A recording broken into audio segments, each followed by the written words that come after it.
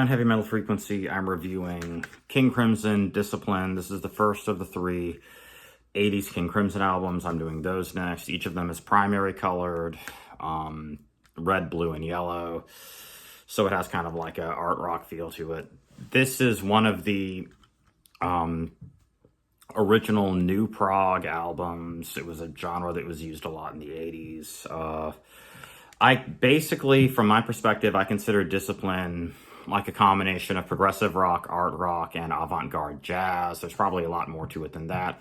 I do not consider this a metal album. King Crimson did a metal album, and when I saw them on the Beat tour, it's Beat playing the music of King Crimson, not actually King Crimson, but so Beat had some metal stuff, and there were some bits of things like industrial metal, thrash, progressive metal, doom, but it was still more prog rock oriented. And so with the three 80s albums, there's some harder nuances, there's some avant-garde stuff on here, but it's still primarily like it has the technicality of progressive rock and art rock music. I always consider it basically like art for the sake of art, like Sarah Longfield's hybridization of things like art rock and progressive metal and stuff like that. So other things about Beat, other things about King Crimson's Discipline, Tony Levin uses a Chapman stick on this, which is really cool.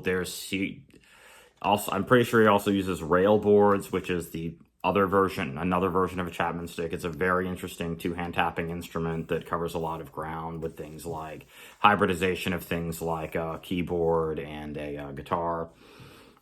This is the rhythm section on this is fantastic. Bill Bruford is an amazing drummer, and so everything on here is excellent. The rhythm section's incredibly tight. The guitar playing is awesome from Robert Fripp and Adrian Belew.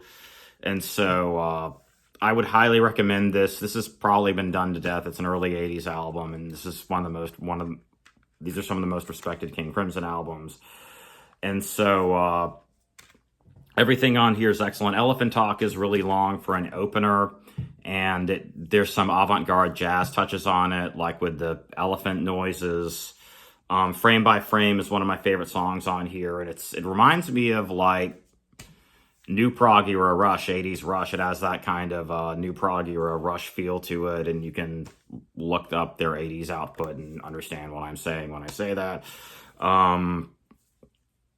Mate Kudasai is excellent. It's a very chill song, and some of the guitar playing Robert Fripp's guitar playing, or rather Steve Vai's guitar playing, does somewhat slightly remind me of Robert Fripp, so he's definitely an influence, and I can understand why they got Steve to be the guitarist for Beat, because they said something along the lines of the only person who could play like Robert is Steve Vai, and that's evident on when you see them live and when you hear the 80s King Crimson albums. So In Discipline has almost like this post-hardcore feel to it. It's this spoken word kind of like, it goes beyond the art for the sake of art thing, and it's more like avant-garde music in general, but not from a French perspective. And so there's some noise rock on here, some spoken word. It's very interesting, and for some reason it reminds me of Suicidal Tendencies Institutionalized, which is very strange, but it's a really interesting song. Thela Hungunjit is incredibly catchy. It gets stuck in your head. It's a really cool song. The Sheltering Sky and Discipline are fantastic. The Sheltering Sky and Discipline are fantastic instrumentals. And then to round this out, there is an alternate version of Mate Kudasai. So this is a fantastic album.